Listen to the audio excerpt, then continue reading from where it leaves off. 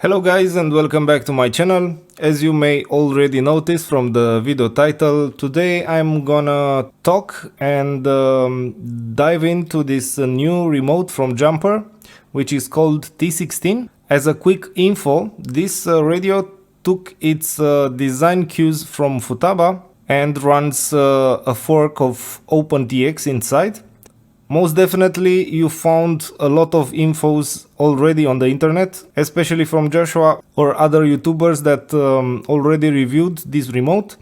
I'm not gonna talk about what you can do with it or show you the menus because most definitely you could find all that info on the internet. I'm just gonna tell you about some things that I liked about this remote. And first thing I liked was the ability to incline the gimbal outward, and this design comes from a Futaba radio, which is the T18SZ. If you search it online, you most definitely found it. I'm not 100% sure, but I guess the gimbals are identical.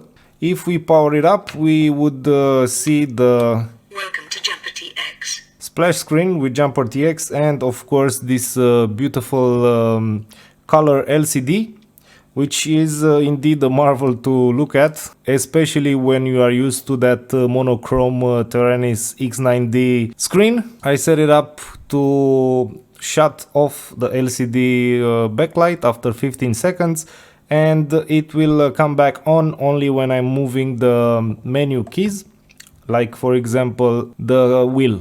The wheel is just used for navigating up and down in the menu, or right and left. Also, this remote comes with a multi-protocol external RF module, which allows you to use different receivers from different companies like FreeSky, FlySky, and all other 2.4 type receivers out there. It's not capable of anything around 900 megahertz, except when you switch and use a dedicated 900 megahertz link, like the TBS Crossfire most of us are using. So enough chit chat, let's get inside the thing, because this is what I do. I take apart things and look at them. I don't know how you guys are, but when I was 5 years old, I opened up my first electronic equipment, and that passion, as you can see, remained till this day.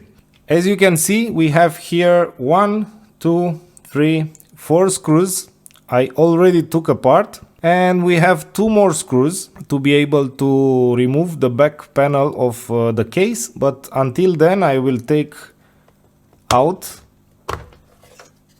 the LiPo holder, which is this one. It just holds two 18650 LiPo batteries. We have here 4 silicone rubber thingy that helps with the grip. We have one here. We have one here. And I don't know if you can notice or not, but you have here and here, and I guess you will find some other places where you could just stick a screwdriver in and adjust the spring tension on the gimbals. So now you are not obligated to take the remote apart just to tension or loosen the spring tension for your gimbals. So this is a nice addition, but as I've mentioned earlier, the design cue is from Futaba. So yeah, of course, this remote being only $150, it doesn't compare to a $800 or $900 remote from Futaba. But is that really the case? I don't know. I should receive a Futaba and make a comparison, maybe. I don't know. So I have another screw here. I have another screw here. Okay, put these two apart. And As you can see, I have another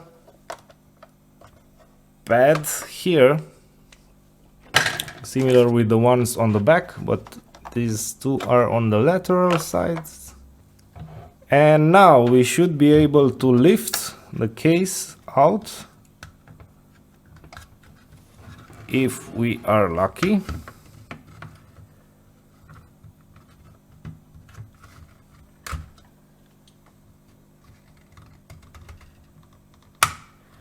But no, we are not lucky.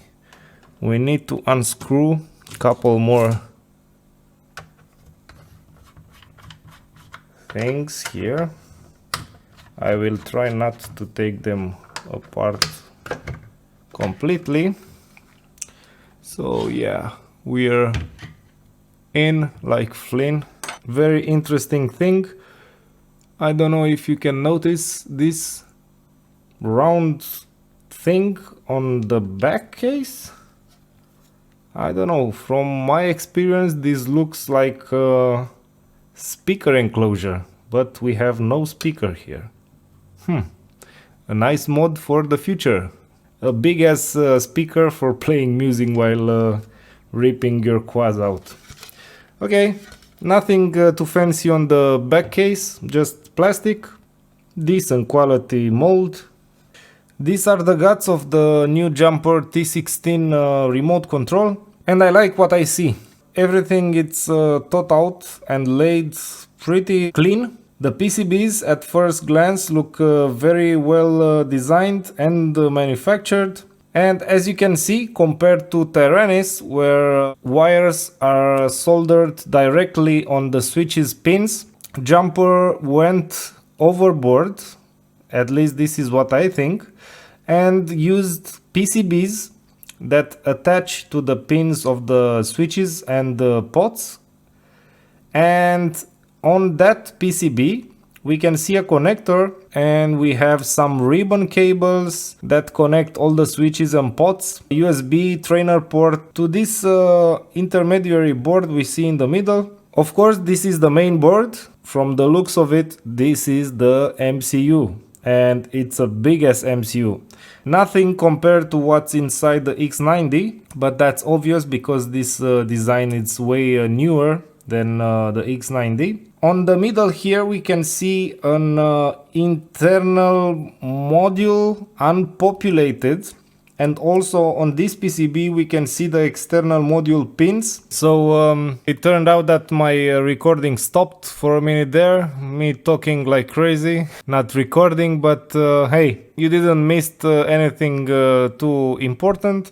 I just took out this little board in the middle, and this little board is nothing else than an internal RF module, but unpopulated. If I turn it on the other side, you will see that no parts installed on it. Why did they choose to not use this internal design beats me. Maybe it's software related, because they are using the OpenTX internal serial connection, and it's a software related issue. I don't know, but it's pretty sick that they actually went to the troubles and design an internal module PCB. There are some good ideas for future mods on this remote, which is pretty cool. I will just leave the PCB aside, and I will talk now about this center PCB, which looks to be distribution PCB, holding the button, I guess, on the other side, the speaker, and helps out distributing the signals from switches and pots around here. And now I will talk about the gimbals, which most definitely are 100% the same with the ones on the Futaba 18SZ. And I have to be honest, they look pretty good. They have ball bearings, they have good quality potentiometers. The original Futaba comes also with potentiometers. There is no reason why the potentiometers are not good enough for this use. The only downsides to potentiometers is that they will wear out quicker. But for my example, I used them for 3 years and I still didn't felt the need to change them. But I'm most definitely sure that in the future you will see some kind of upgrade options for this radio. As you can see, the pots are here.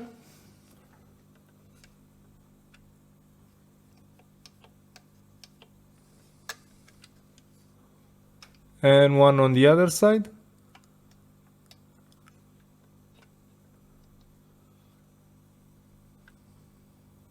I have no reason to think that these gimbals are worse than any other in this price range.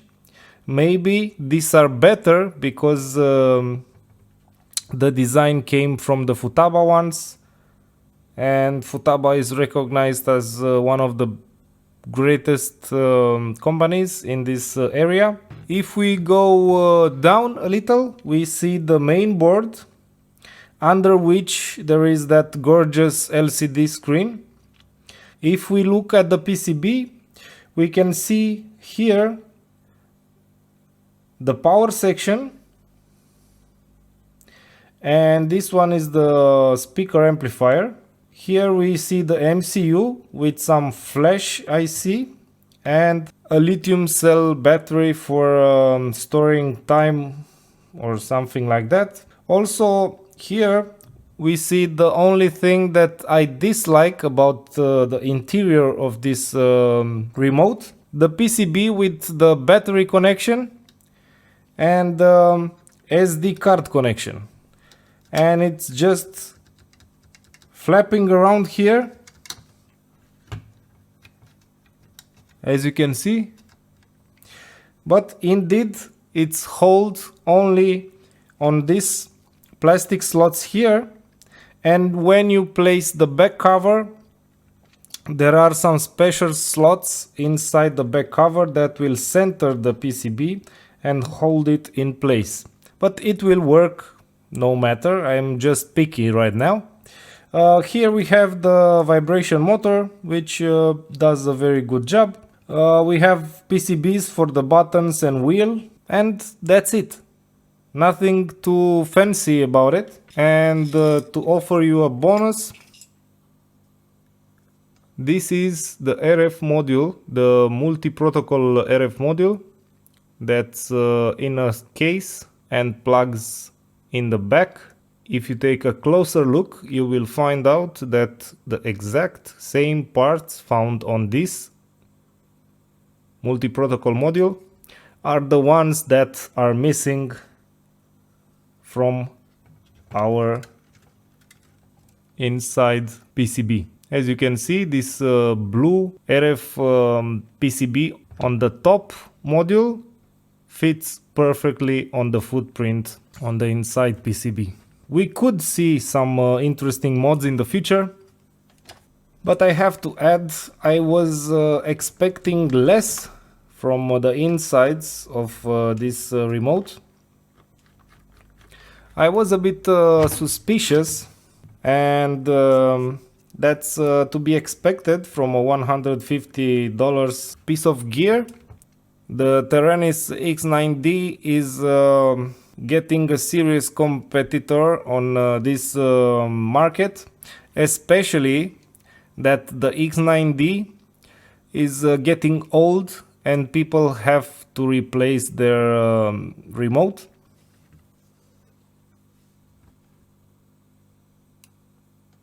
Let's take another close-up look before I can wrap this out.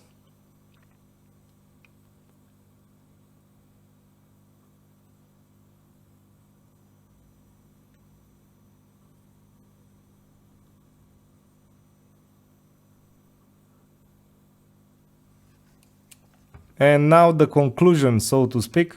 What's my honest opinion about this remote control from Jumper? Well, if you will put me right now with the decision to buy my first remote, Taranis X9D wouldn't be an option for me. I will go straight to this one because it's cheaper, it looks better, it feels somehow more premium in the hand. It has a very nice and big color LCD. It's a newer design. The gimbals can be tilted outside, which helps you out with the control. The quality of the electronics is top notch, at least for this price range.